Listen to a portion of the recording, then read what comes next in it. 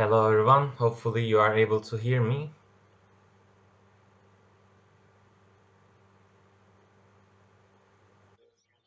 Okay, good. So today we will start using LibreOffice Base, and we already sent you an email in the previous weeks, but if you did not install LibreOffice yet, you might do it following our guide. So this is a basic installation. You just need to be aware that if JDK is not installed on your computers, you also need to install it. Otherwise, this is a simple setup, but with the part at step 19, basically, if you get the message saying that GRE is not installed, you basically need to install the JD key because there are some packages in it as well that needs to be installed. Other than that, this is the thing that we are going to use to create our database. So basically, following our ER diagrams, we will be able to create tables, create queries in this database, and in the upcoming weeks, we also create user interfaces with the same software. Basically, we learned Draw.io, and for the rest of the thing, and also for your projects, we are going to use LibreOffice Base. In the earlier semesters, we were using Microsoft Access, but it is no longer offered as free in our university. That's why we switched to an alternative program. It has very similar based on the capabilities, but there are little differences. We are going to talk about them. Also, we included a page for the labs. We gather all the videos and handouts on this page in TA's website if you want to check them later on. Also, these are the labs that we are currently recording in case you want to revisit a specific meeting. We usually try to discuss the same things, but sometimes there are questions we might give a different answer, etc. if you need to revisit. These are the earlier labs. Again, I'm recording this lab as well with a different program. So we also have our handouts, and with each handout we try to capture the steps of what we are doing. We are not directly going to follow these steps, but in your own time, if you want to trade on your database, you might follow them. So we created our ER diagram, and we would like to start creating our tables. So I'm going to open LibreOffice Base. If you type Base or use the shortcut, you can open it. There is different software in Base, in LibreOffice. It's an Office application. The thing that we are going to use is only the Base. And when you start creating a new database, you have the options to open an existing database file, but we are going to go with the create new database option here.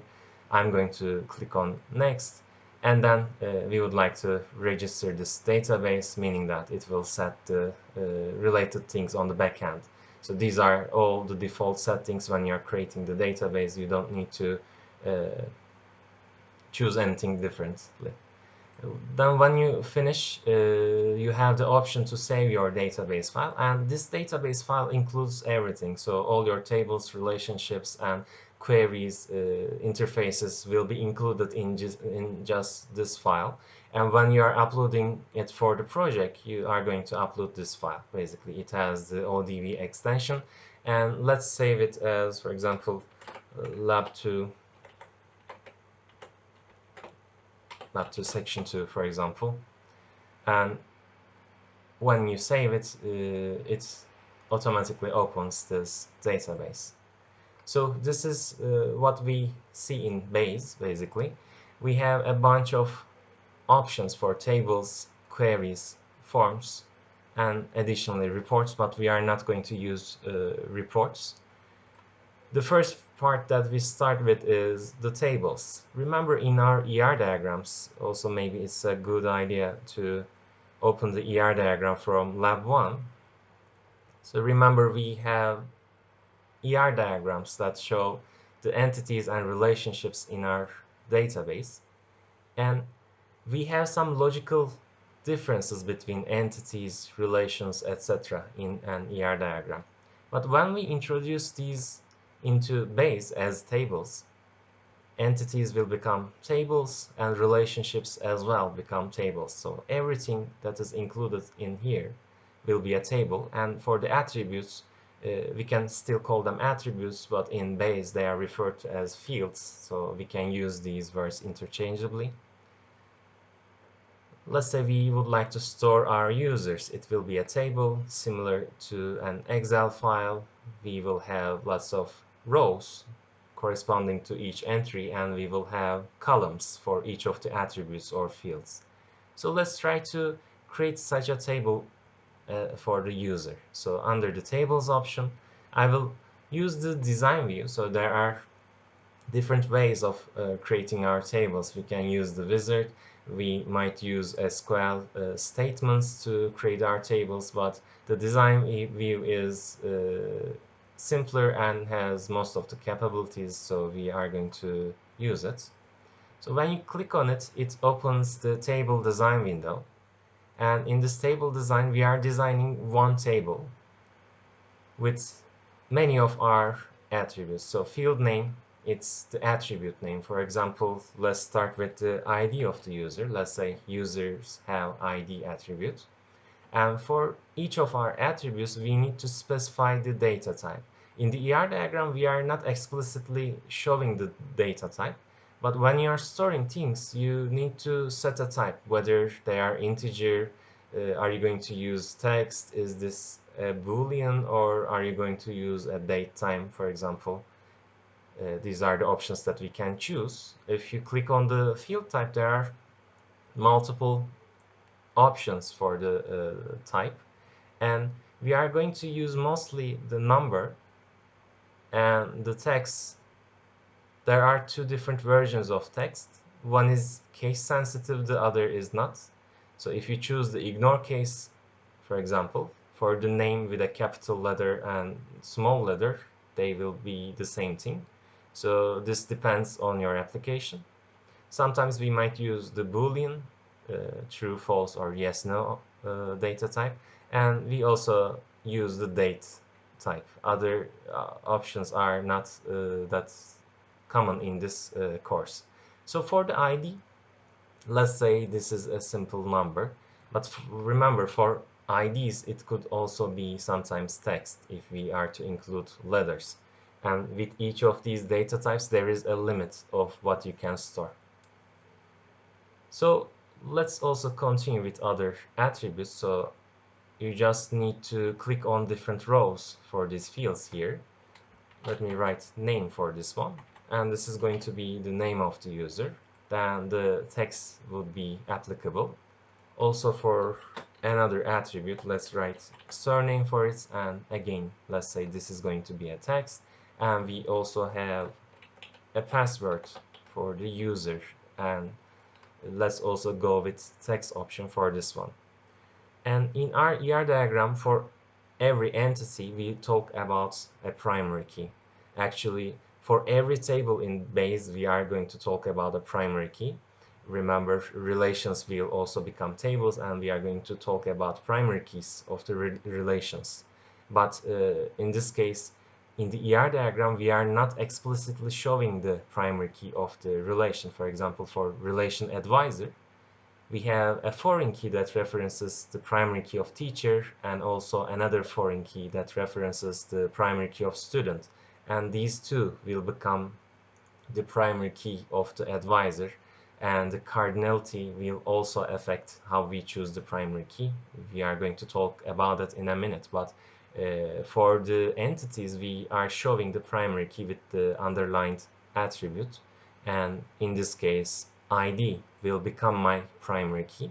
To set one attribute as the primary key, there is this gray squares next to each of the fields. If you right click on that square, you have the option to assign a primary key. Yeah, Bura, you can ask question.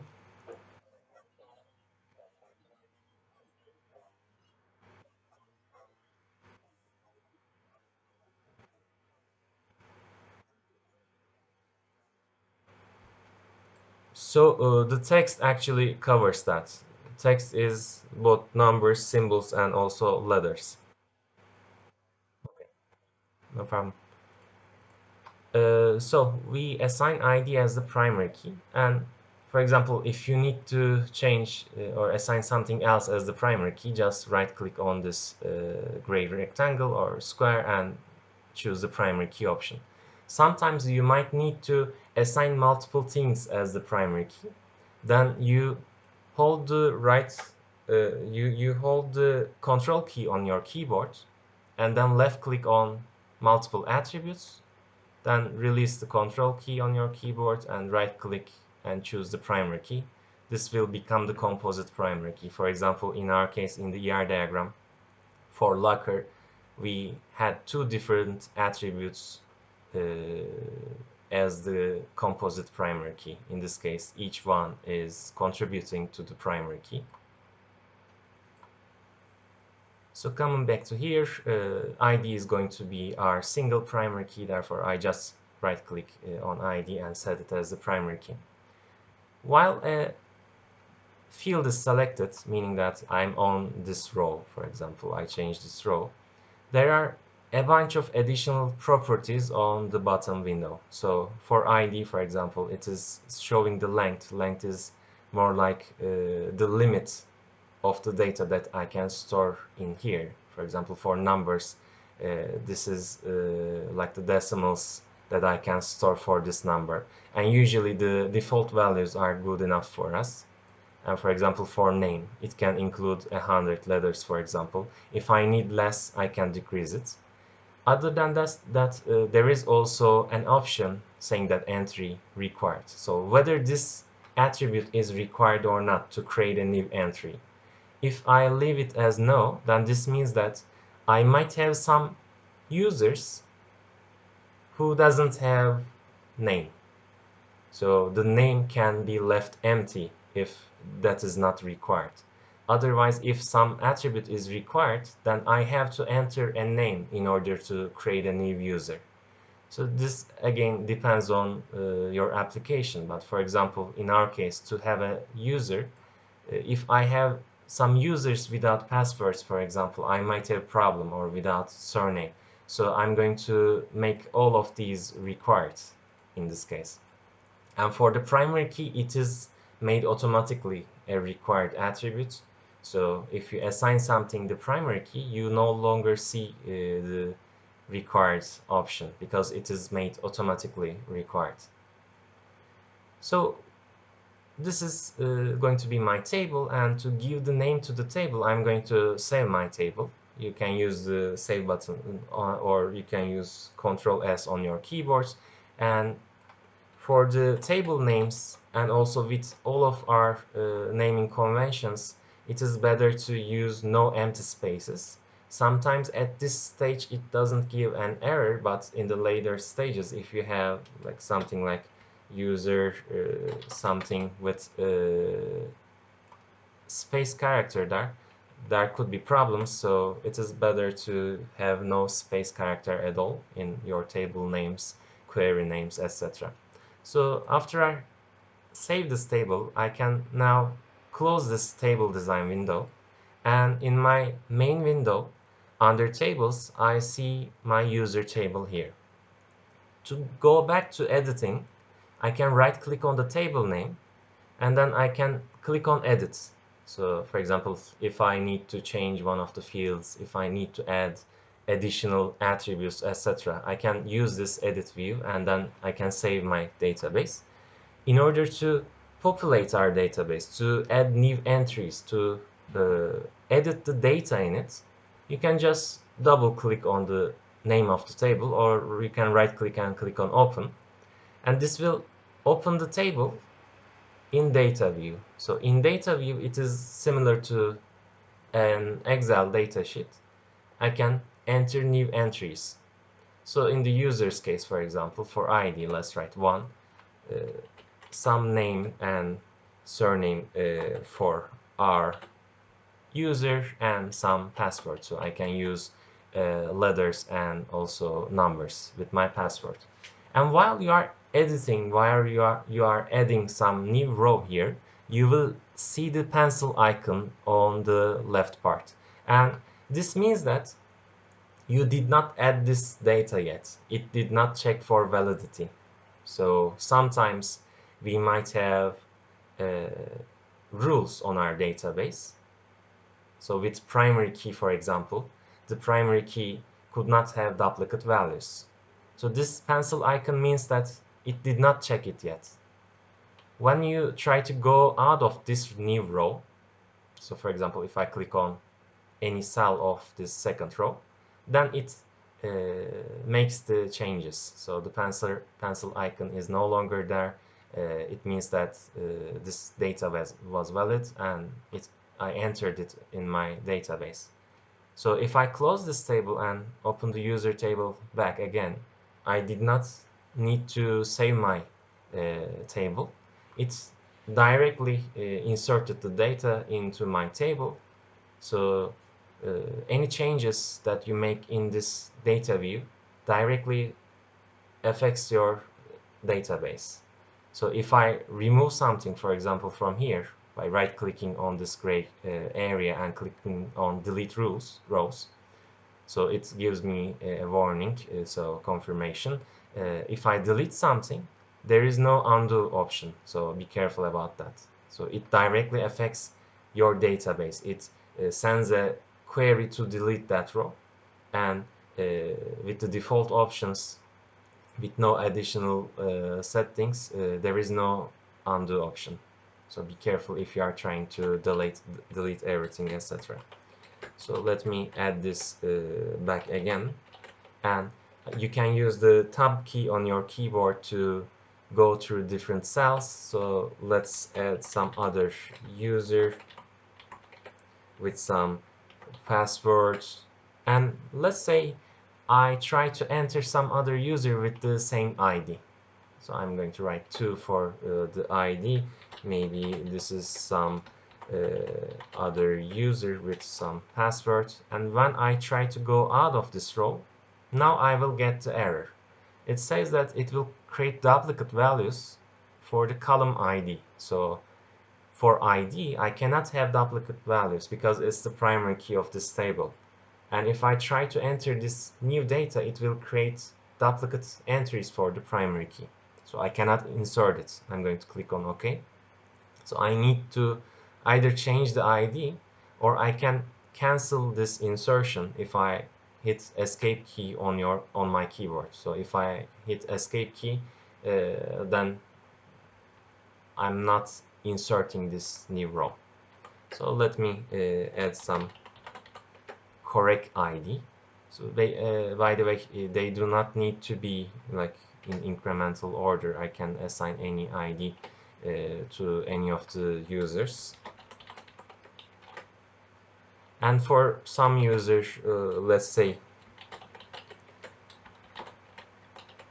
I try to leave password empty, for example. When I try to go out of that row, now this time it will give an error saying that attempt to insert null into a non-nullable column. So this is null, meaning empty. I'm trying to insert a null value, but this attribute cannot get null values because we made it required. We have to give this information to be able to enter this new entry. So the pencil icon is still there, meaning that we did not add it yet. So if I try to go out of that row, then it's applied into my table. Any problems, questions so far? So this is how we populate our tables. But in the case of relations, we are going to create tables again, but we are going to also make some links between our attributes so that I cannot enter wrong data in my relations. So for example, let's go with an example. I have my users, students, and students are enrolled into courses. In my database, when I'm creating students, okay, I will enter the data of those students, I will enter my courses, but I mentioned that enrolled will become a table as well. So in the enrolled table, I'm going to have the primary key of the student, for example, student number 5, and I'm going to assign or enroll this student into some of the courses. Let's say CS281 in this case. So in the enrolled table, I'm going to have the ID of the student and the ID of the course. In this case, it's the course code. But if I'm trying to enter student number 5, for example, that student should exist. So I should not have invalid data basically in my table. Otherwise, I have a problem. If I try to enroll student number 7 to a course, but if there is no student number 7, then the data I have in my relationship will make no sense. So we basically want to enforce our database so that in relations we cannot enter some non-existing data. So let's follow a similar picture here. So I'm going to create table and design view. This time this is going to be my course table, and for this course table, let's say we have course code as the primary key. So let's keep it as text so that we can have letters and numbers in it, and let's also have some description. And for the sake of example, let's also have a section here, and let's make the section a number. And usually if you have different sections, you might have different tables to store them. So in, let's say, a better database, if I assign sections, if I have sections, different sections, then I might have some relation between the different sections and the main course. So usually the course name for that course code will be the same. If I include the section into this table, it is not that efficient. We will see it in a minute, but for the sake of example, let's include section into this entity as well. So this is going to be my course entity, and the course code will not be enough to find a unique entry in here because I also have the section. So for the same course, I have different sections. I need both the course code and the section to find a unique row in this table. So I'm going to assign these two as my primary key. I just selected multiple fields by holding the control key on my keyboard, and after choosing them, right click on this gray area and choose the primary key. So other than that, now we are done with this table. I'm going to save it and give the name course to it. And I also just for the description, it's not required. So there could be some courses without a description. That's okay for our table. Going back to this part, now I'm going to create a relation between course and user. So user is an entity and course is an entity as well.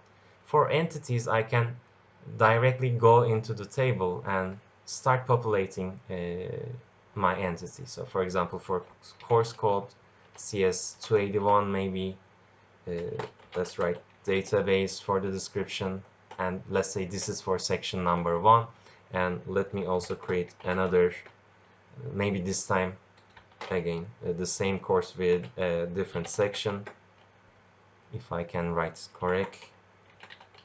So let's say in this case section 2, but it will not allow me to do the same thing if I have the same course code and the same section, so some description. If I try to add the same thing with duplicate course code plus section, it will not allow, because the primary key of this table is both course code and section, and as a tuple, these two should not repeat again. So in this case, it can be some other section, or let's say this is some other course with section 1 and some other course as well. So these are my course entities. I can open multiple tables. These are my users, and I would like to be able to assign some of the users to some of the courses. And to do that, I need a separate table. So these two tables are not enough. I need a table for the relation. In that table, I'm going to store the ID of the user, and I'm going to store the primary key, so which is in this case course code plus section, to indicate that this user is enrolled to that course. So now let's create a new table for that relation. So it is a table again, but we are going to manage it differently. We are going to need foreign keys in this table, basically, that references the primary key of the user and the primary key of the course. So let's start with the user. So if I look at the table design of user, I have the primary key ID. So inside my other new table for the relation, I need some sort of ID to be able to reference this ID. The name can be different, so I can give any name.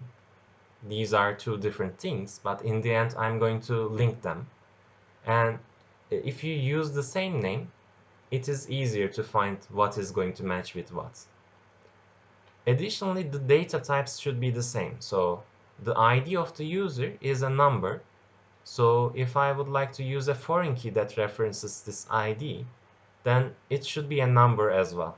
So these two should be numbers. With the course table, our primary key is a composite one. We have two attributes as our primary key.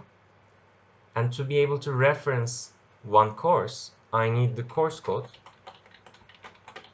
which is a text, and I also need the section information, which is a number. So these three things.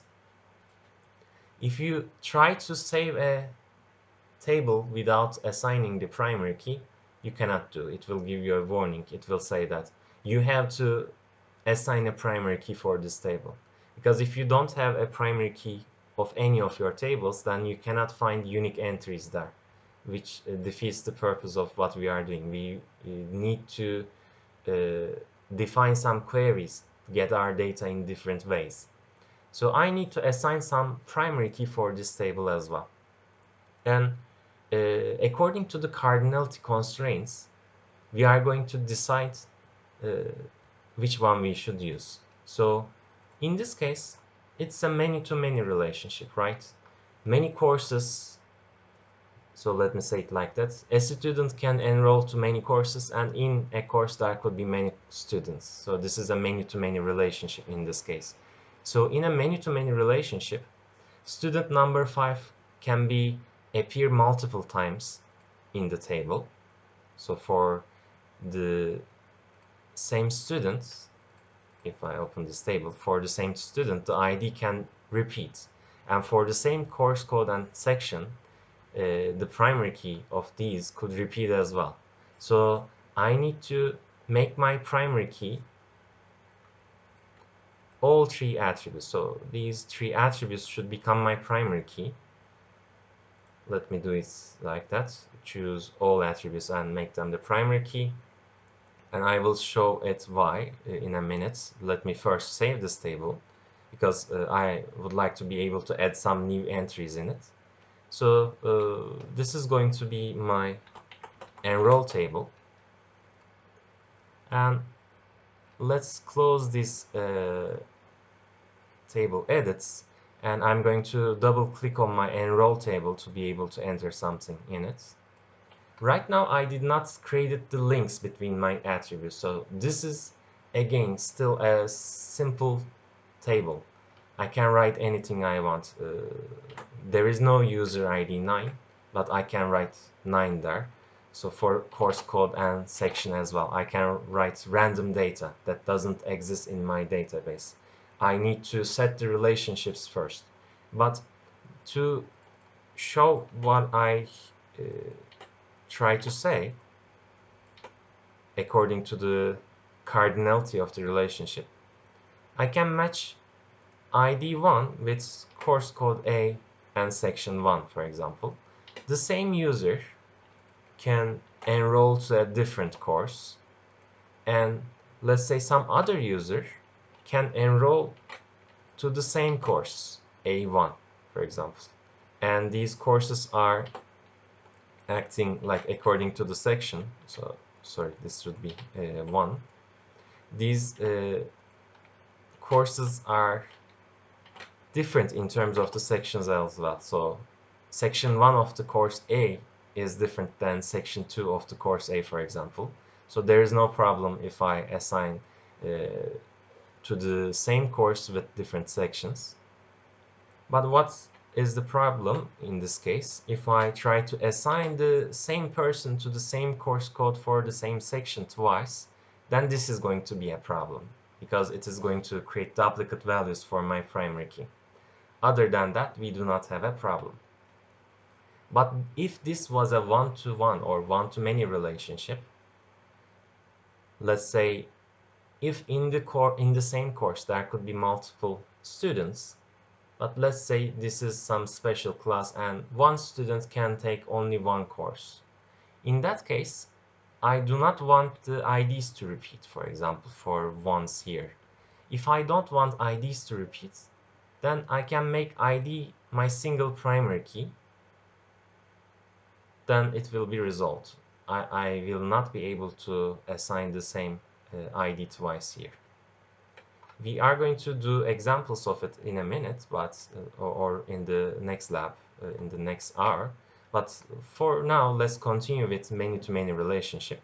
But remember, the problem is I can right now enter some random data, and there is no problem with it, but I should not be able to do so.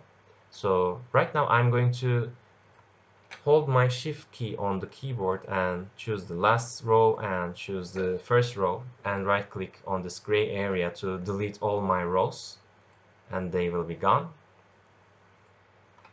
Before entering data into your relationships, you should first link your attributes, and to link the attributes, after you create your tables, you should go through tools and then relationships, because we would like to check our data consistency. If I try to enter something into the enroll table, I should make sure that this is an existing user and existing course. And in this relation design, we are going to create such links. We are going to assign two different attributes from different tables. One is going to be the parent side, one is going to be the child side.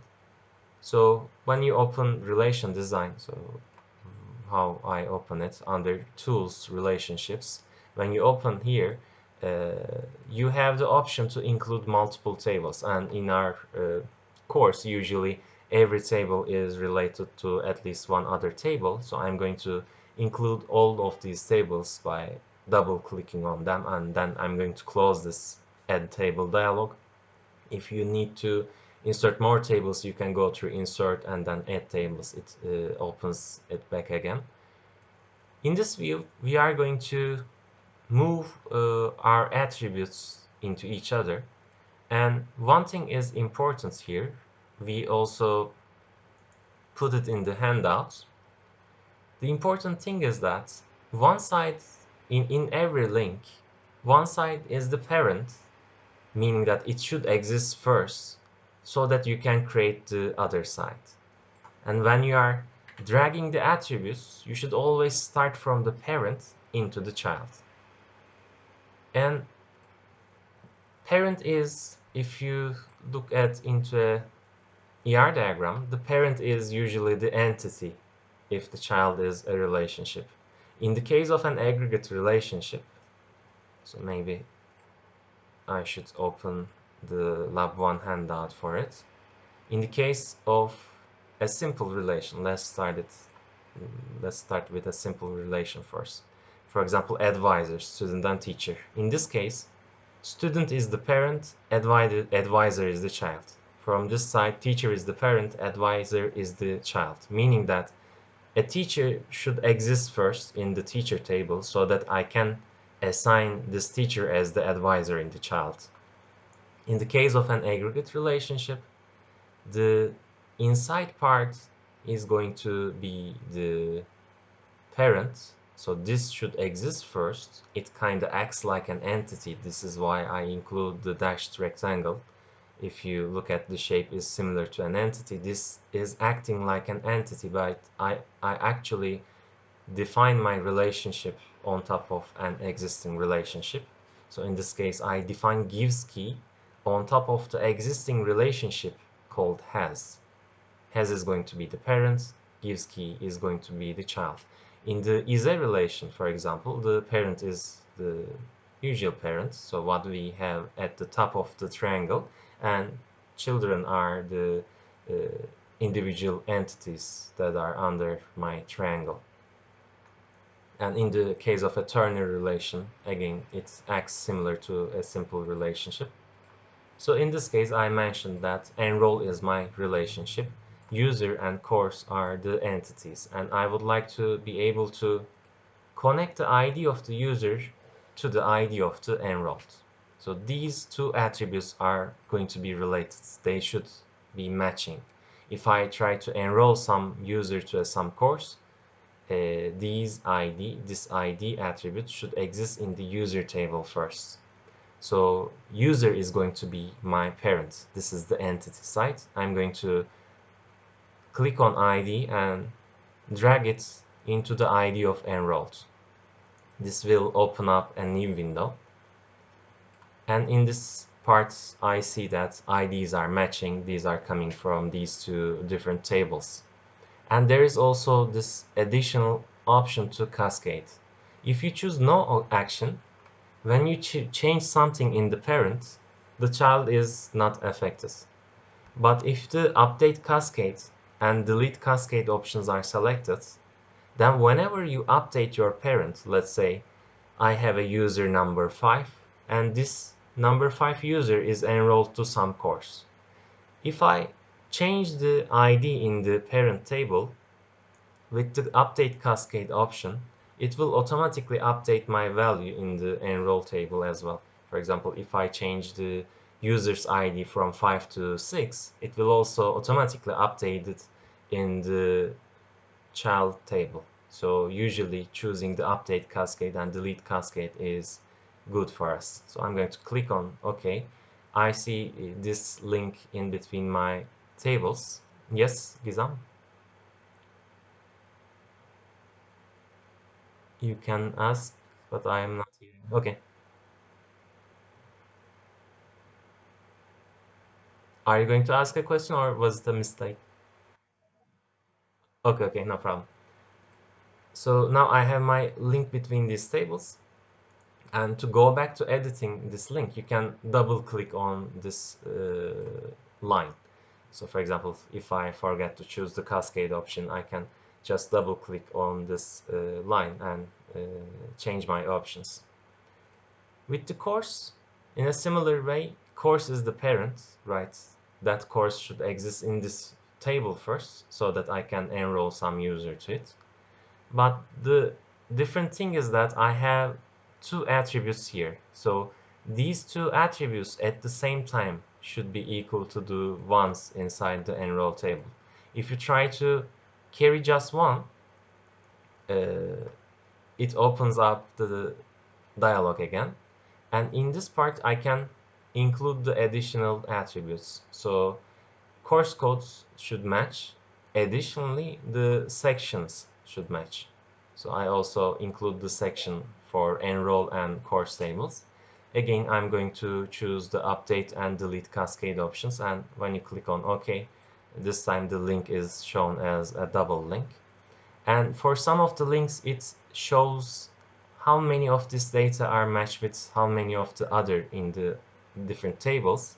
But you should not confuse this with what you have in the relations. In the relations one-to-many, for example, if I look at this is many-to-many, student and course. This relation enrolled is many-to-many, but in here these numbers are just looking at half of the picture. And sometimes when you include double links, those numbers are not displayed at all. But this n, there will be an n on the other side as well. These n's next to the relations table will indicate the cardinality actually. But if you are setting things right, you don't need to like look at these ones and n's. It might confuse you. So I am done with my relation design. Then I can save this design and close it. And whenever I want to get it again, if I add more tables, I can go back to it under tools and relationship design, relationships. So now let's try to add some new entry into our enroll table. Remember, we deleted our rows and the tables should be empty. For the relations, the tables should be empty before you create the relationships. Otherwise, you will have wrong data in it, and it will not allow you to create some of the links. We therefore first deleted everything in our enroll table, or in your project. It is better to create all the tables first, and then at the end, when you create the relationships, you can enter some data to test it. So right now I should not be able to enter some random data here. Let me try in the enroll table. I'm trying to enter non-existing IDs, but it gives me an error saying that integrity constraint violation. So there is no such parent with this ID. Therefore, I should find an ID that is included in the user table. So I know that there is user number 1. If I look into the user table, user number 1 is an existing user. I can switch it to 1. And if I try to enter it again, this time it will give a violation for the course site. There is no such course with this course code and this section, it is saying. So I need to find a matching one, basically. CS281 section 1, for example. Now I'm able to enter this data, and I can enroll a different person to the same course with same section, for example, and I can enroll the same user to different existing courses, and in the same class as well we already have 2 different persons. So for example, if I try to change or update the value in the child table, it doesn't allow me to if I don't have the user number 23. I'm going to go back into the user table. Remember, we choose the option to update cascade and delete cascade. So if I change the ID of Ali, for example, into something else, 9, for example. So I'm still editing. The pencil icon is showing that. If I try to go out of that row, the data is inserted. On the enroll table, it's not updated yet. It is showing me the old version of this table. I need to refresh my data. You can hit the F5 key on your keyboard as well. When I refresh this data, I will see that ID of this person is also automatically updated because of the update cascade option. Otherwise, I will have a problem, right? It was 1, but since I updated on the parent table, it changed automatically into 9 in the child table as well. And additionally, if I remove Ali, for example, when I come back to the enroll table and update it, I will see that Ali is gone from here as well. Any problems, questions so far?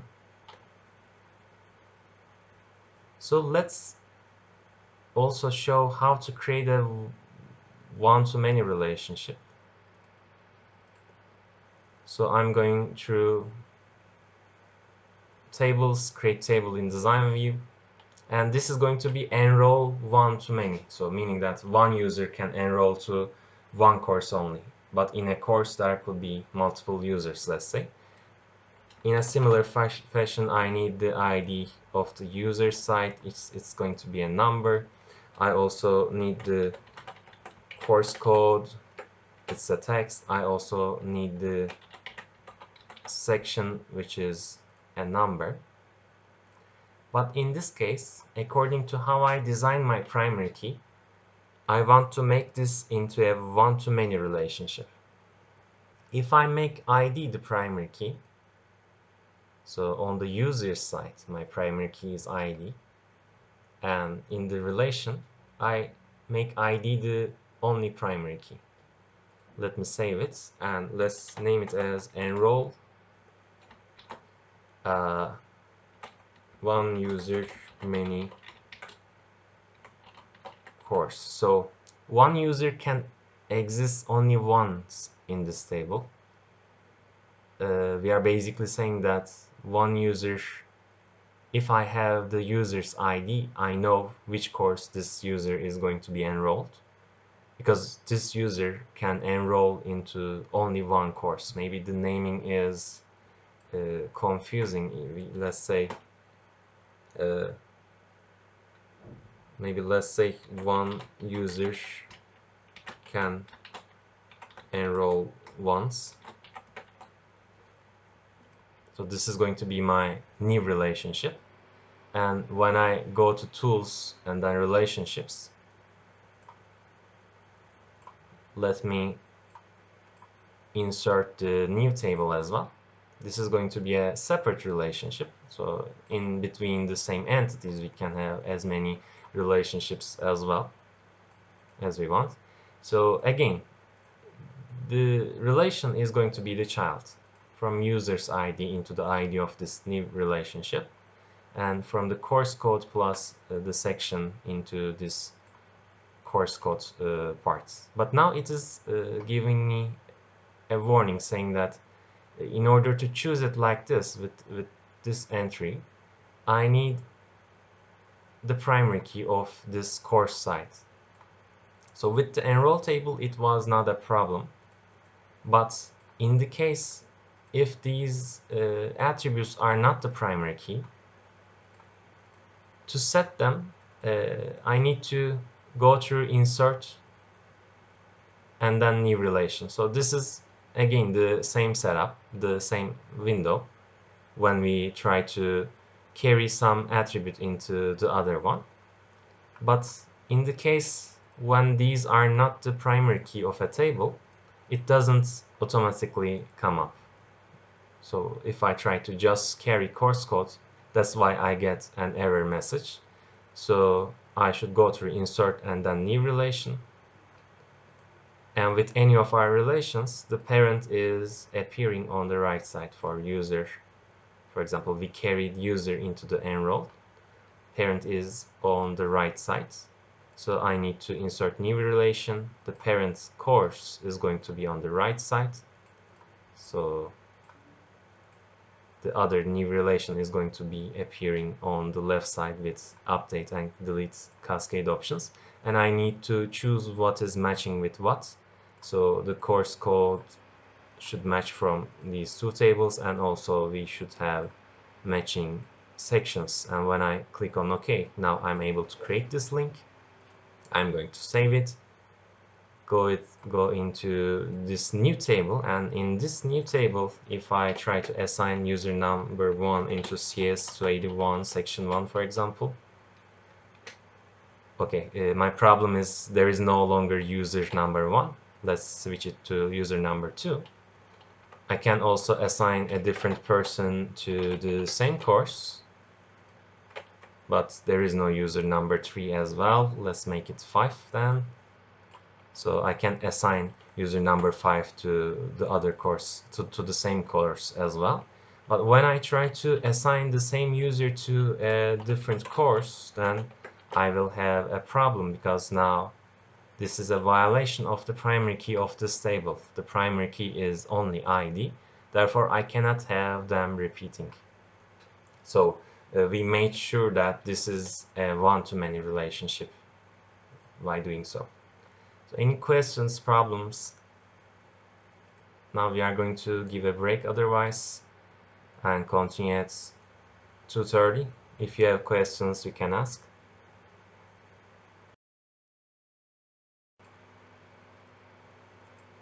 Any problems or questions before we start? So basically, at the last stage, the step, we showed how to make a one-to-many relationship. And in the case of a one-to-one relationship, these are not that common, but we are going to show an example at the end of this hour. But for now, let's start creating queries. So in our database, we have all of our entities, relationships as tables. And for any of these tables, we can have queries. And queries can be in the form, so let me first close this.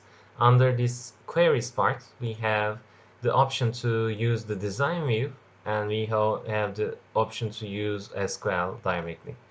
So our queries are going to be SQL queries, but we can write, instead of writing the SQL code directly, we can use the design view to design a query. This is going to have a corresponding SQL code as well, but this is a visual way of creating SQL statements, basically. That's why we first start with the design view, but after that we are going to again use SQL code directly. So to create a query, I'm going through queries and then create query in design view. And my queries again are going to include some tables. So similar to what I had in the relationships view, I have the option to include some tables from my database. And let's start with the user table, for example. If I double click on the user table, if I make this larger, you will see that for this query in design view, I include my user table, and for now, I will close this add table part. So while designing a query, you can include a bunch of tables, and for each of these tables, you can project or show multiple attributes. So all of my attributes are represented as columns in this bottom side. And if I choose the table, I only included the user table, I can only choose the user table. And for some field, for example, the name, if I run such query using this run query option, or you can hit the F5 key on your keyboard, then it will display the results of that query. So I run this query, which is projecting the name from user table without any constraints. All of my users are shown here. And if I go back to my table and check the user table, they are indeed all of my users. But instead of showing all the attributes, I only show the ones that are included in this query. So for the query, these are my tables. I only include one table. And for the first column of projection, I'm showing the names of my users. And the alias is the column's name. So maybe I can write usernames, etc. When I run this query again, the column name will change into that value. And for example, if I want to include additional attributes, I can choose different columns. So for example, in this part, I can display the surname. When I run this query, I will see those surnames. And for example, if I choose the user and then the ID, again, this is for a number. But for a number, or actually for any of these attributes, but for numbers, we can have some criteria using comparison symbols. So for ID, for this criterion row, I can write 5, for example. And when I run such query, if I directly write the value, it search for an equal sign. So whether I just directly write the value or if I write equals 5, these are the same.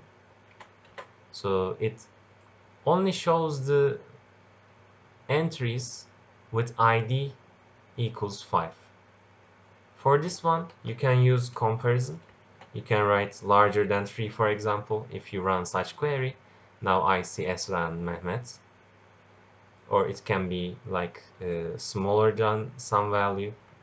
You also have this not equals sign. So maybe to make something large, I use this notepad. But if you use the less than and greater than symbols like this means not equal to. For example, I can write not equal to 42, and then the ones that are not equal to 42 are listed. And to have like more meaningful queries, I will go into this main window and edit my user table. Right click and edit user table. I would like to have some additional attributes. So maybe this is going to be some scholarship, etc. For that one, let's write credits. So this is going to be the credits of that user. It is going to be a number. So I added a new attribute for this old table. So I'm going to save it. And if I double click on the user table and open it again, so it was already open, that's why I saw the old version. But if I close it and open it again, or if I use the refresh key, then I will see that credits are also included. And let's have some credits for each of our users so that we can have like more meaningful queries. And I'm going to also update the IDs so that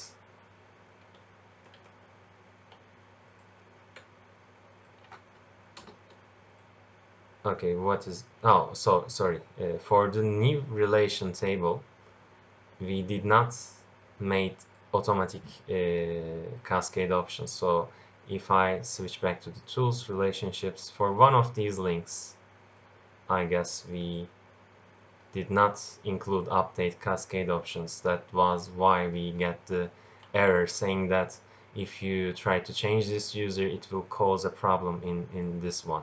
So now if I go into the user table, now I am able to change the IDs of the users. And let me quickly write a bunch of users so that we will have better query examples.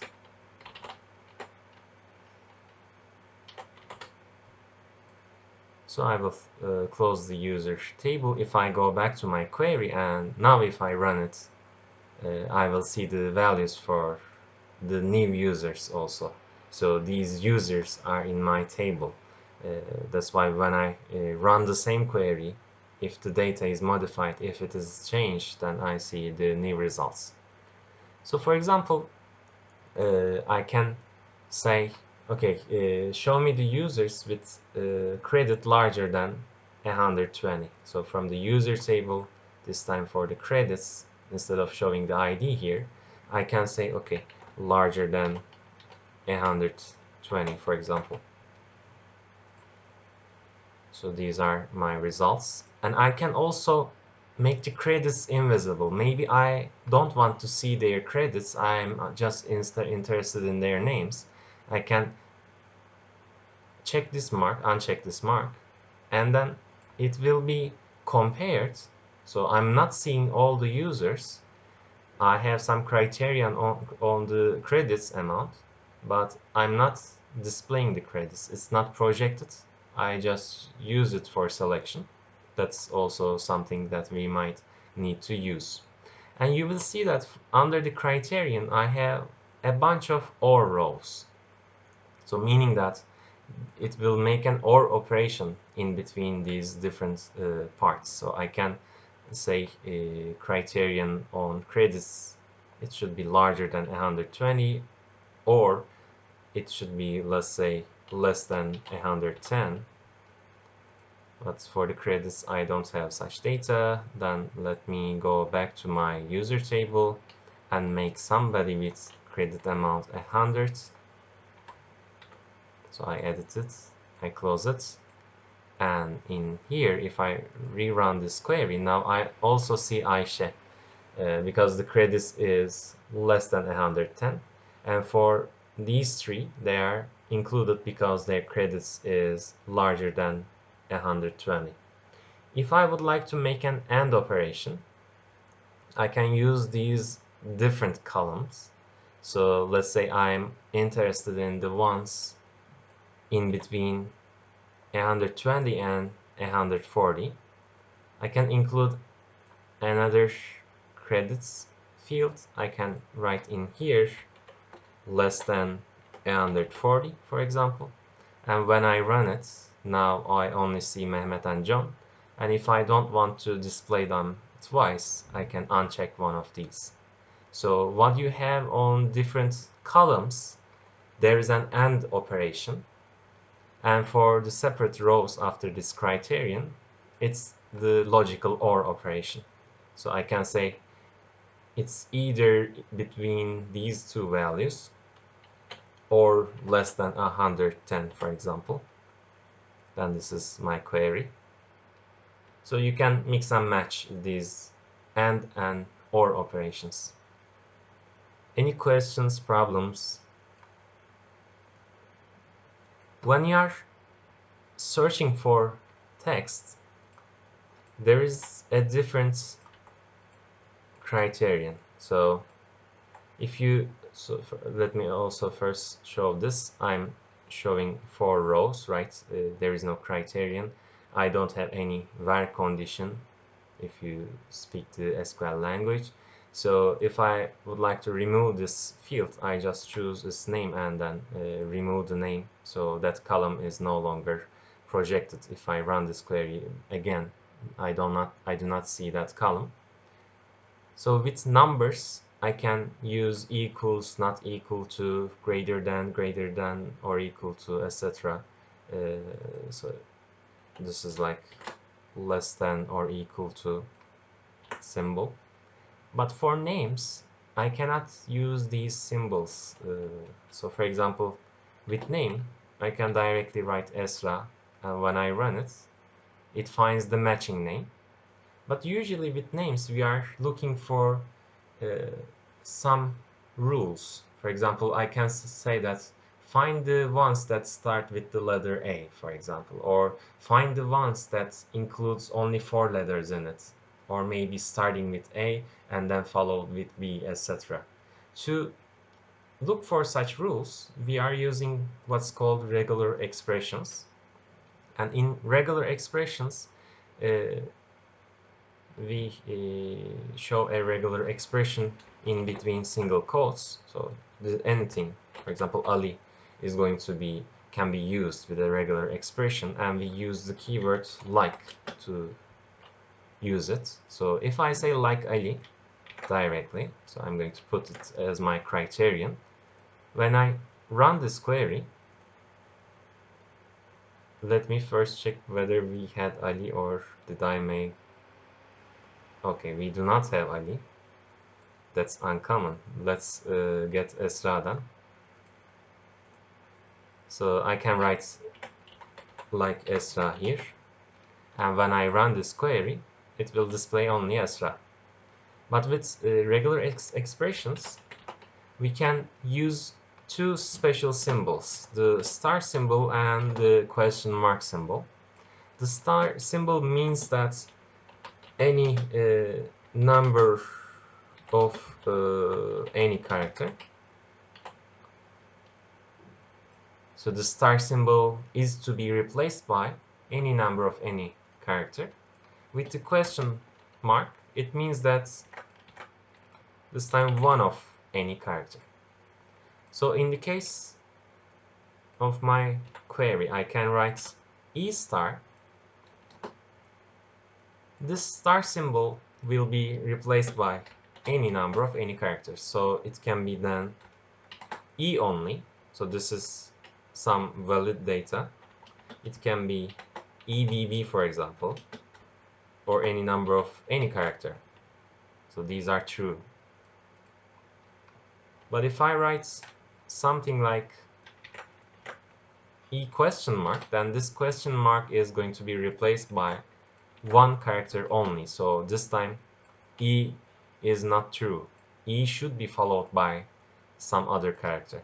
So it can be E some letter, or again E some number, but it has to be two characters starting with letter E. So let's try in our database with some examples. So maybe the most basic one is going to be like star. So these are single quote symbols, and I need to write like. This is our keyword. So if this is our query for this text, when I run it, all my users are included in the result set. I can also write, instead of the star symbol, I can write the question mark. So it might be small on the screen. That's why I'm showing it on the notepad page. So this is what I write now. For this one, nothing returns. So let me include more question marks. If I put 4 question marks, then I will see Ayşe, Esra, John, and Jane, but not Mehmet. Because if I include 4 question marks, this means that I'm searching for the ones that include 4 letters in it. So I'm basically saying that there should be 4 letters. So these different question marks are to be replaced by one of any character. But with star, if I write something like A star, for example, this means that there should be a letter A at the beginning, followed by any number of any character. But in our case, there is no one starting with the letter A. But I can also use this star symbol at the beginning. There can be any number of any characters. Then there should be some letter A, one letter A, and then it can be followed by any number of any character. In this case, when I run this query, I see Esra and Jane because they include a letter A at any position. So in our case, with regular expressions, we can have lots of different complicated examples, but in our case, we most of the time would like to filter some name starting with a specific letter, or in some cases we are looking for text that includes some specific number of letters. So in this case, I can write, maybe let's say it starts with the letter E followed by 3 more letters. But I guess we made the username case sensitive, so therefore I need to be careful when I'm searching something. So we made it case sensitive. In your projects, it depends on your application whether you make it case sensitive or not. But when you are looking for some text using this regular expressions, using the keyword like, be careful whether it is case sensitive or not. How you check it is through that table. If you go to that table in the edit, so if it is saying only text varchar, this means this is case sensitive. Capital letters and small case letters are different, but if it is saying ignore case, then you can use the small or the capital one, it doesn't matter. So in our case, it was case sensitive. So I did not change anything. I'm not going to save this table. But returning back to here, so I know that I can have some criterion for text and number values. But with queries, instead of just looking at just one table, we are most of the time interested in many tables, right? If I go through insert and then add table or query, for this query I can include additional tables. Let's say the enroll table and also the course table. I included those by double clicking on their names, and then I'm going to close this window. Given that we made the relationships, okay, Mohammed has a question. When using like star a star, how a star is printed even if we don't have any char after a? Okay, a good question. Let me clarify it. I should have said that. So we are saying any number of any character. So 0 is valid for this as well. So for this one, for the first example actually kind of says that if I say a e star, then if I have nothing after e, that's okay as well. So when I have, okay, no problem. So when I have star a star, for this one, a is also okay. So I can have BAA. There could be multiple a's. So in this case, this a in the middle is sufficient for us. Or we can also have something like saying AVB, for example. These are also valid for this example. Going back to here, most of the time, uh, instead of using just one table in our queries, we are interested in multiple tables. So we are basically looking at relationships, etc. And if you set the relationships first, when you include those tables in your query design, you also include those links in between. So these links are here because earlier under these tools relationships, we created those relationships. But what I see in the query window is kind of different. I can remove these links, but removing these links will not affect my relationship. These are only included for this specific query. So right now, if I get rid of my criterion, so I'm showing the username, surname, and credits. Let me also choose some other values from other tables. Since I include more tables, now I can choose those tables as well. From enrolled, let's say I would like to show the ID, and from enroll, I can also show the course code, and from course table, for example, I can show the course code, and from the course table, let's also show the description, for example. So I have multiple columns, and some of these columns are coming from different tables. When I run this query, I will see that I see the values that has matching IDs and matching course code plus section. But since I deleted some of my values, maybe it's a good idea to first enroll some people to some courses first. So right now I'm enrolling some people to some of the courses that we have.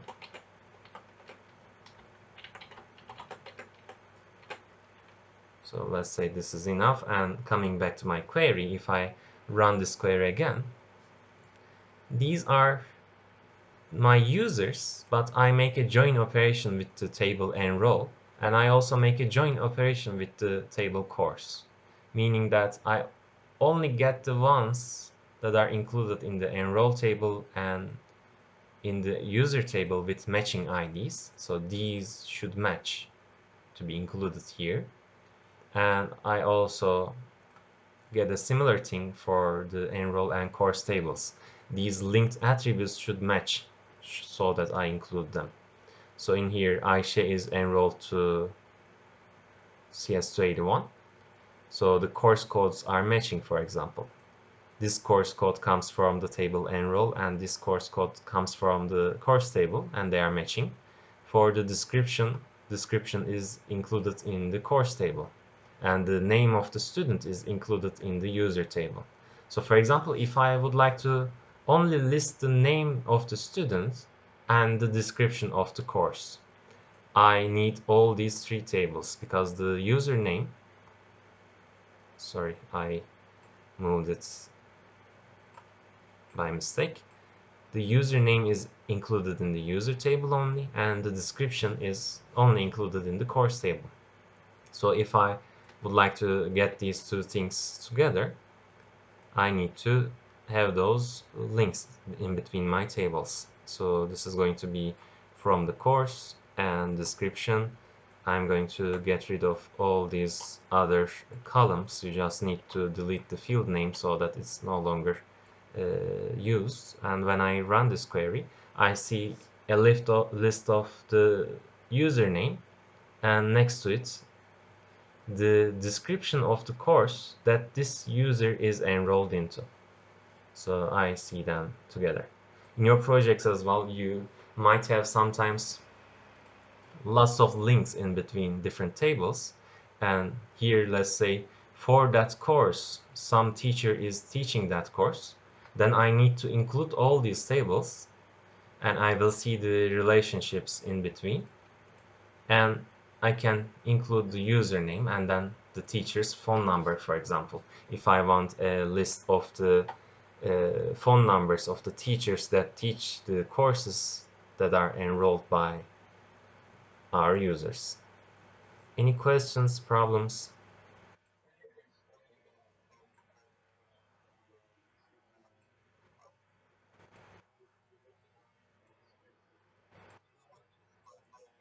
Mhm. Okay, in here I just let me maybe create the relation from scratch. So sorry, the query. So going to create queries and then create query in design view. I have the option to include as many tables that I'm interested. So I include the course, enroll, and user tables. And since we already defined a relationship in between those tables, so these links are existing in our relationship design view, it is also included in this query automatically. And let's say if I would like to show the username, so for one column I can choose the user, and as the attribute I can choose the name. And next to it, if I want the description from the course table, I can choose the course table and the description. And when I run this query, the results are the name of the user, but it makes the join operations automatically, so that this is not the whole list of users. This is the users joined with the enroll table, joined with the course table, and the database, the description part comes from the course table. Does this answer your question, or are there any other questions? Okay. Maybe it will be clear in a minute, because we are going to show what happens when we don't have any links here. So, any other questions, problems?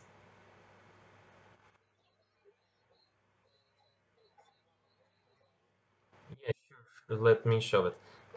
Also for queries, remember we can save them. This is kind of similar to tables. Let me save this query as query number 1. When I close it, under my queries, this is my query. If you right click on the name of that query, you have the option to see it in the SQL view. So if you open it in the SQL view, this is the query. Maybe it's not that big. Let me put it in here. So this is basically the automatically created SQL code. But one thing that's maybe making it crowded is these double quotes. So for any of the table and attribute names, the base is using this double quotes, so that it means that this is an existing table, and within that table we have this dot. This is going to be the attribute name. But if you make it like this, we have the from these tables, select these attributes, and the where condition. These are making the join operations in between different tables. And since we have the AND logical operation, these three conditions should be true at the same time. But this is going to be a topic for the other lab. Then I'm going to close this SQL view. If I want to go back to editing this query, I have this edit part here. But most of the time when you design your query once, then you want to use it multiple times, then you can just double click on the query name, and it will run this query and display the results of this query. So to go back to editing, I will right click and click on edit to go back to this query design. And remember, since we had relationships between these tables, it was making the join operation automatically. But if I want, I can remove these links. I can just right click on one of these links, for example this one, and I can delete it. And this time when I run this query, I will realize that I have lots of results this time. And to be able to see it more clearly, I will remove this enroll table as well. I'm not deleting my table. I'm just removing it from the query. So it's in the context of this query. If I go back to my tables, those tables are here. If I look at my relationships, these are still here. We do not destroy those. We just no longer use this enroll table and the links that connect these different tables together. And let's say from the user table, I would like to show the ID, and from this part, let's show the course code and the course section. And when I run this query, if we look at the results, we will see that, okay, user number 1, 2, 3, 4, 5. We have 5 different users. All these users are matched with CS281 section 1, and then they are matched with CS281 section 2. So if you look at all of my users are matched with all of my courses. This is basically making a Cartesian product between the course table and the user table. So the Cartesian product means that every data on one side is matched with every other existing on the other side. So I have 5 courses and I have 5 users and 4 courses, and I have 20 rows here. It's the Cartesian product between user and course tables. So is this clear? Any questions, problems about this? Okay.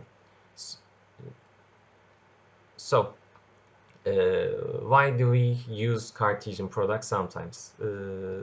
We basically sometimes want to inspect the same table, maybe make some comparisons. So if I make a Cartesian product between the course and user tables, it's not that meaningful because nothing matches from these two separate parts. With the Cartesian product, sometimes I will have some criterion saying that some attributes should match. So for example, if I carry the ID into the section here,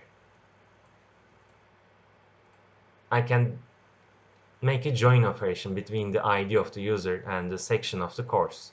With the join operations, where you begin and end does not matter. I can also start from section to the ID of user because these are entities and I'm not creating the relationship. I'm just saying that this is going to be joined.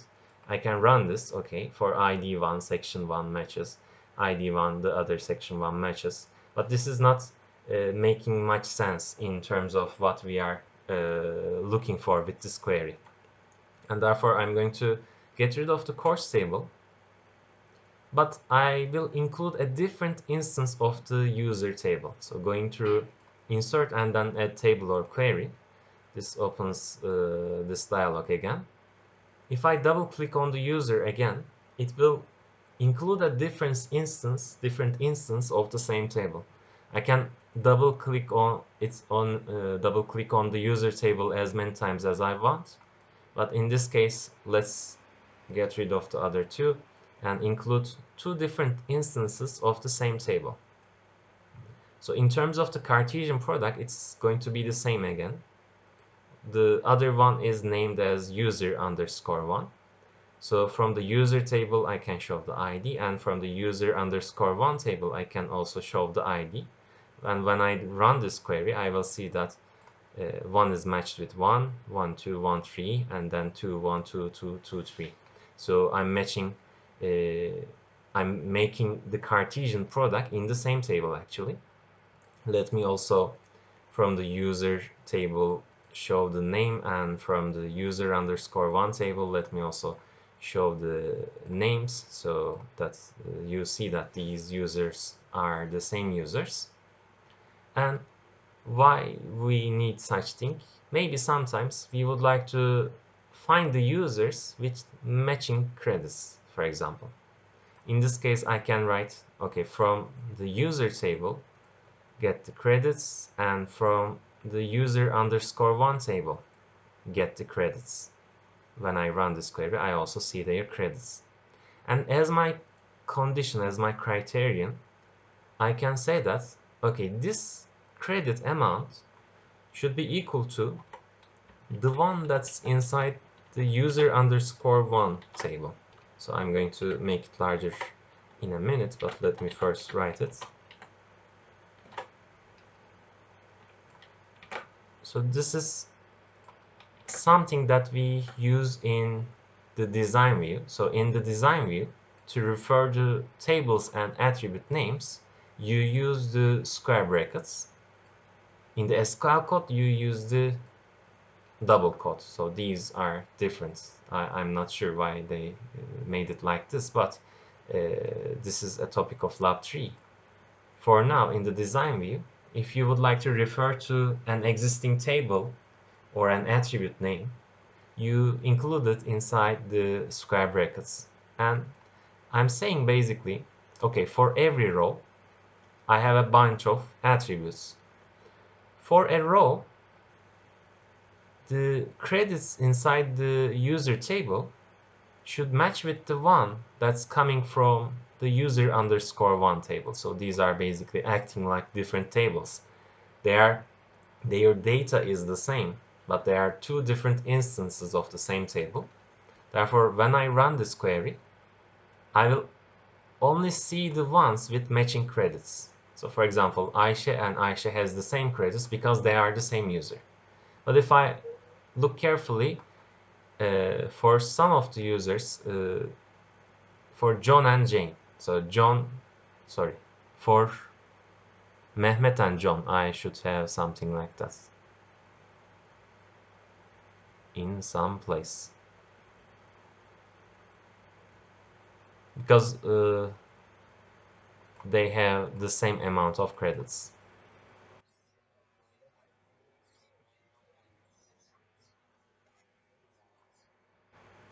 Hmm, bakayım. So for the names, actually, these are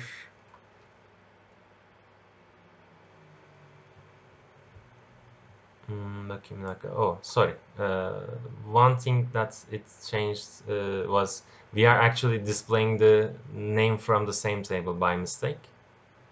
So it was showing the name from the same table. If you look for this row, it's saying 1, 4, but it says John and John because we by mistake showed the name from the same table. But if I correct it now for Ayşe and Mehmet and Ayşe and John, for example, they have 130 credits both. They are also shown here. Uh, Automatically it doesn't actually match the user, so be careful. I think sometimes when you change some of these tables, it is causing an error or switching things automatically. We should make sure that we set these table names right. So actually I don't need to include the last column because these values are the same, right? I can omit this column, and still I can have conditions on the attributes that are not included separately. So this time this is going to be user. So I'm not including the credits from user underscore one, but I'm just using it in this part as my criterion. And I see that for the same users it is matching, but for sometimes different users it matches as well. And if I want to say that specifically I don't want to see the same users here, I can give a condition for the ID in a similar way. I can say that, okay, ID should not be equal to the ID coming from user underscore one.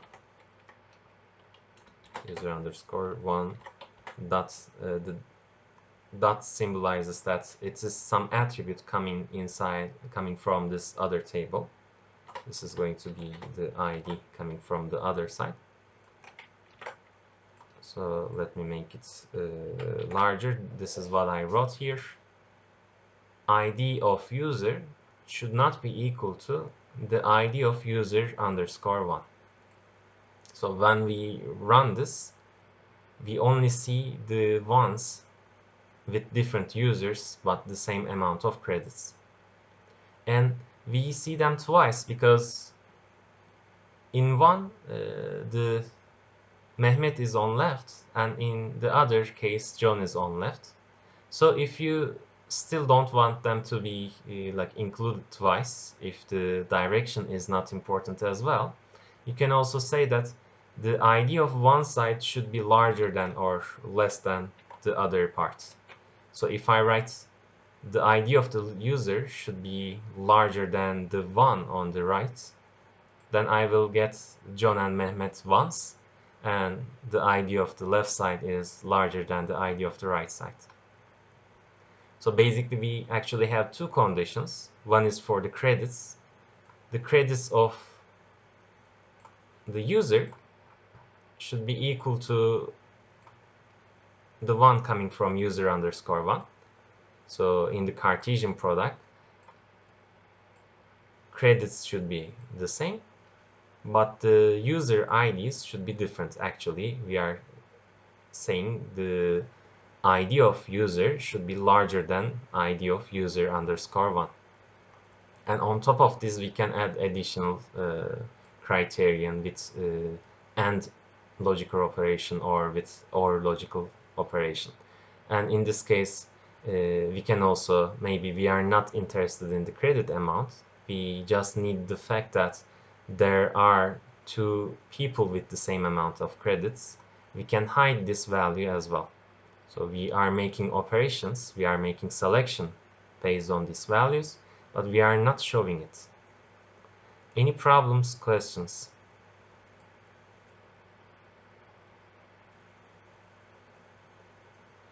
So one additional thing that we sometimes may use parameters in our queries. So let me save this query, Control S, and let's create a new query under queries and then create query in design view. Let's say this is going to be about the users. And remember, with users, I can display the names, I can also display the credits, I can have some criteria. I can say, okay, larger than 130, for example.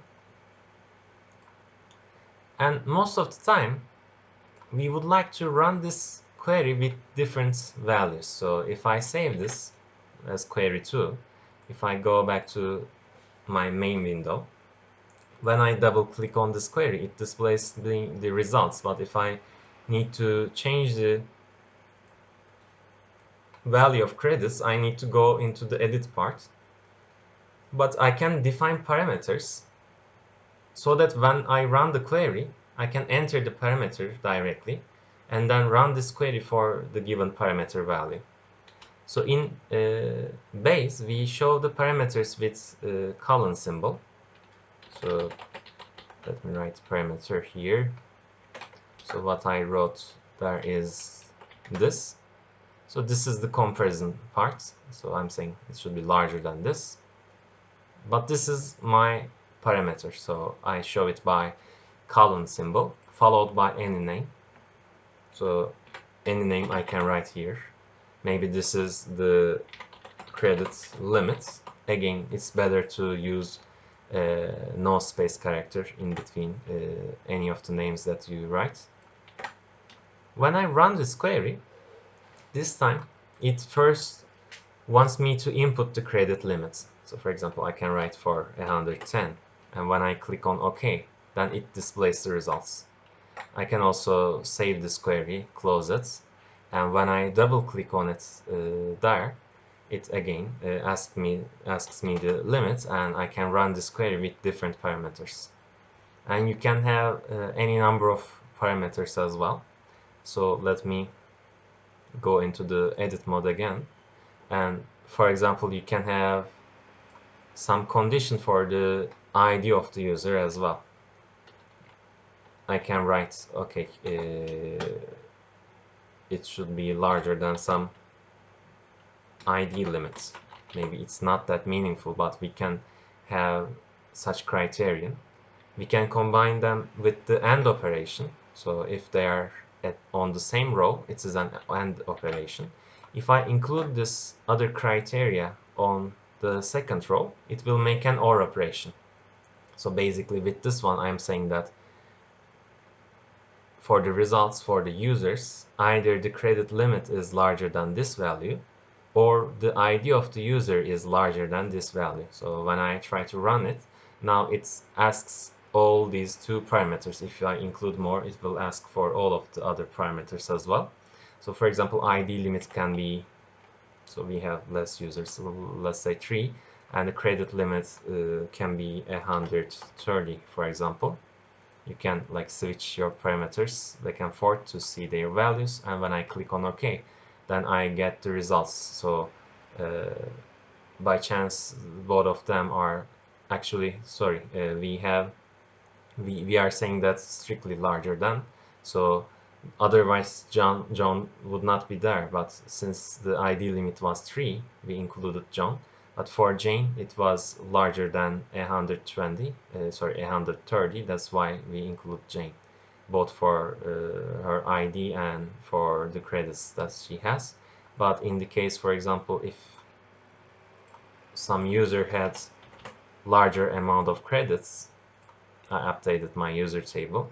When I run it with ID limit 3 and the credit limit 130, for example, it's more visible that Ayşe is included because of the credits, not because of the ID, for example. So we have the OR operation.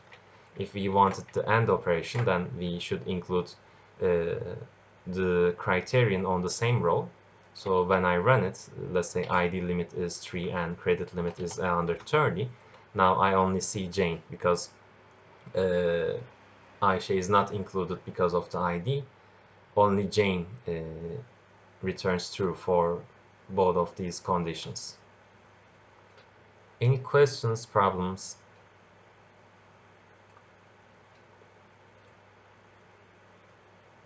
So as the last step, let me also show how to make a one-to-one relationship.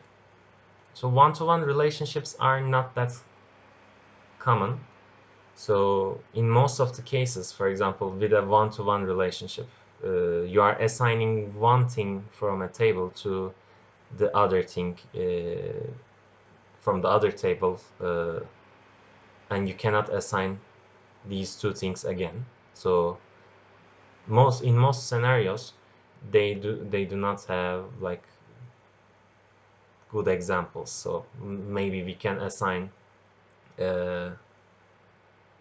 some phone numbers to students. In that case, we might have such a thing. So let's say I have a phone number entity, and if I'm assigning one phone number to one student, then I can include this phone number as an attribute as well. So with one-to-one relationships, most of the time you might have a selection to include that thing as an attribute of the other table. But let's say for the sake of an example, if I need to make a one-to-one relationship, so this is one-to-many relationship, right? One user can enroll once.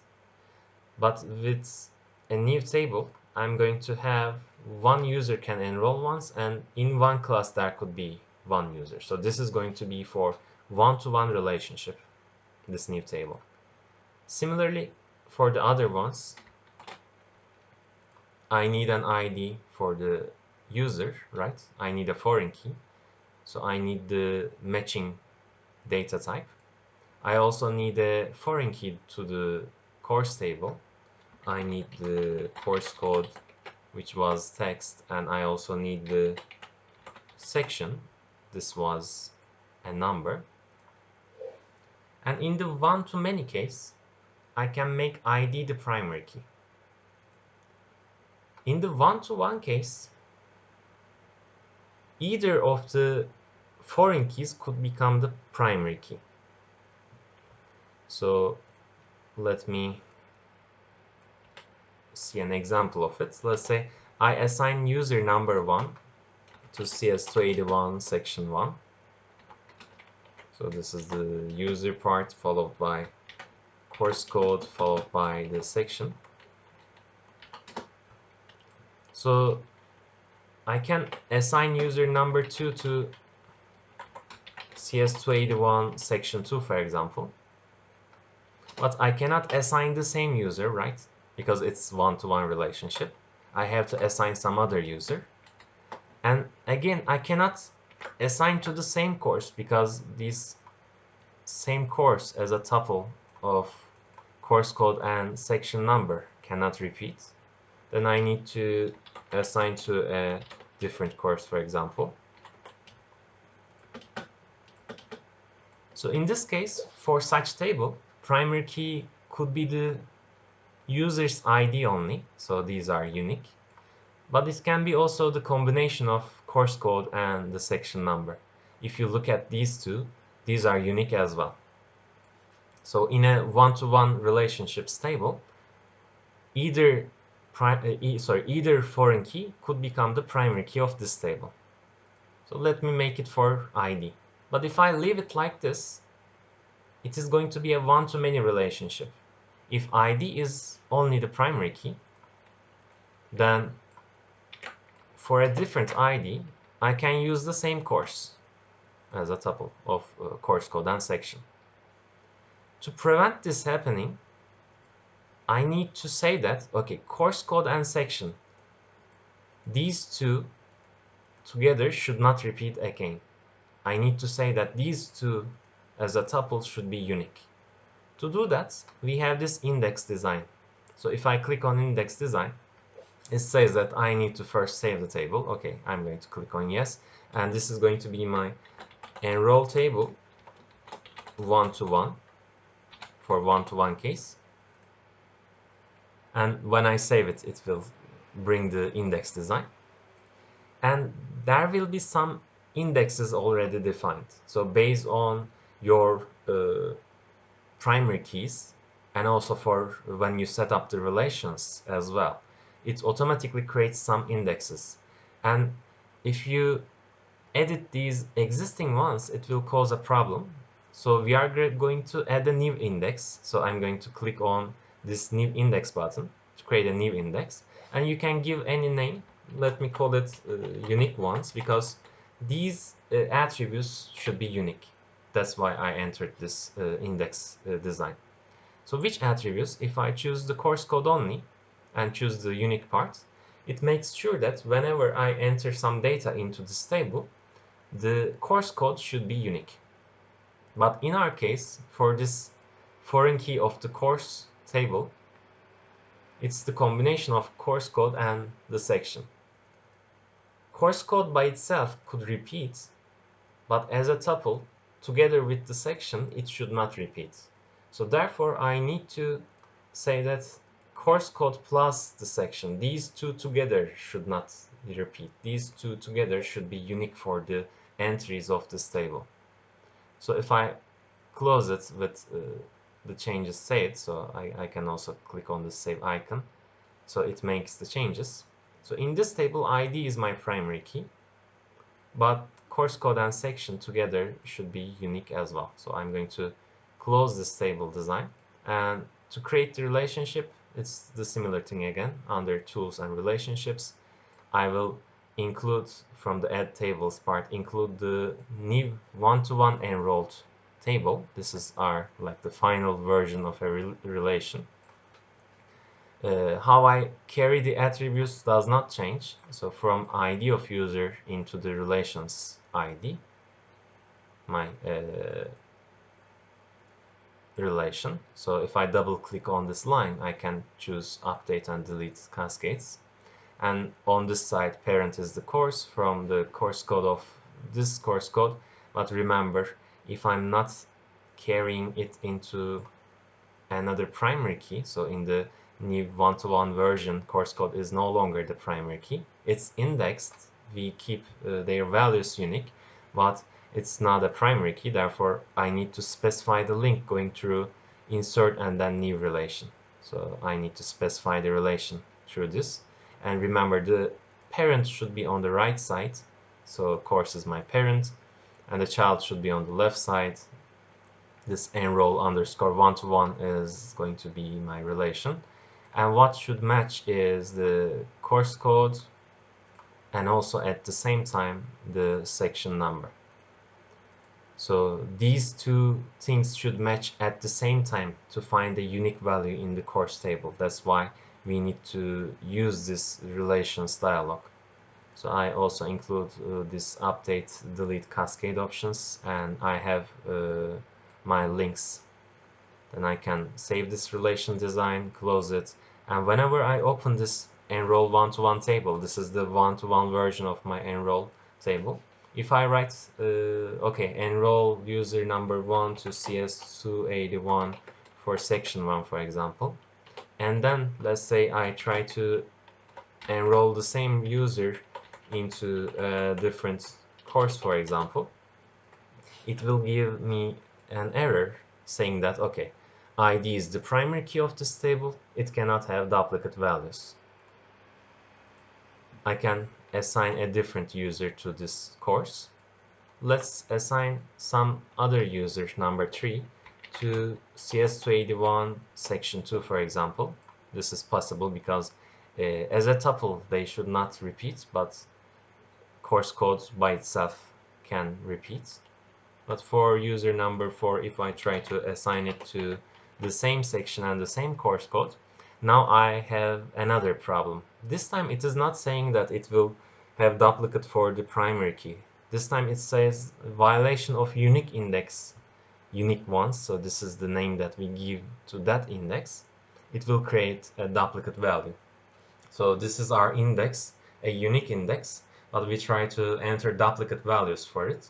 But we cannot, so this is going to violate our one-to-one condition because the same course code and section is appearing twice. Therefore, we cannot enter such data into this table.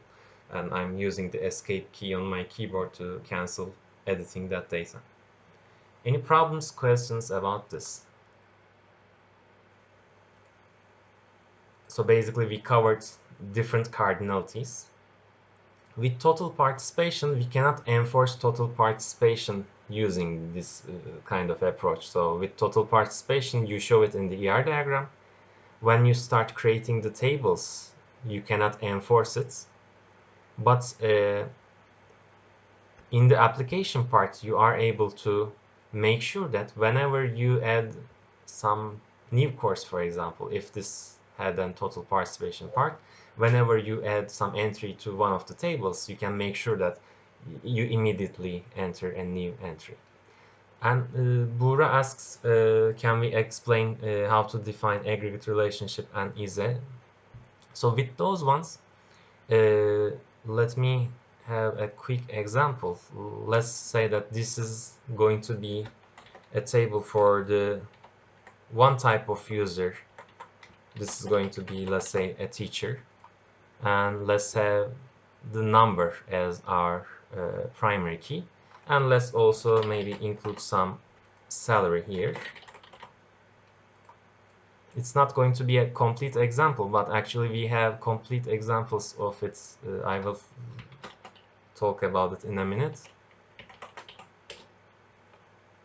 So it gives us a warning saying that we did not assign the primary key. This is going to be the primary key. Now I can create this new teacher table, and if I go into the relationships view and include this new table teacher, with ISE relations we do not include a separate relation. So remember, user is going to be the parent and teacher is going to be the child, let's say. Then I can just directly carry the ID of user into the ID of teacher, for example. It will create this link, and if I also enable the update, delete, and cascades, whenever I want to assign a teacher as the user, I will also include that teacher's ID here, for example, with some salary. And I cannot assign a non-existing user as a teacher, for example. So basically what we use for the is a hierarchy is this. And uh, we are going to, like, later we can talk about it more, but in the TA's website we have this backup videos for labs, and like these backups are for this lab, so it covers what we talked about, but this additional example is a whole example where we create the tables for the ER diagram that we give. So it creates the tables for this diagram, and we are not going to fully cover it in the lab, but you can refer to that video. With aggregate relations, you basically so if this was an aggregate relation on top of an other relation, I basically just carry from the aggregate one, sorry, carry from the one that is existing first into the aggregate one. So the ways are like kind of similar, but let's discuss it in a later lab, I guess, because like with aggregate relations, we have an example in this ER diagram, and it's included in the video that I mentioned. We can talk about it in the beginning of the next lab, but you can refer to that as well. Gizem, do you have a question, or was it again by mistake? Okay, no problems.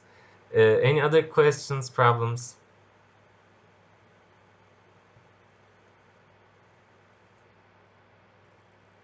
Okay then. See you then.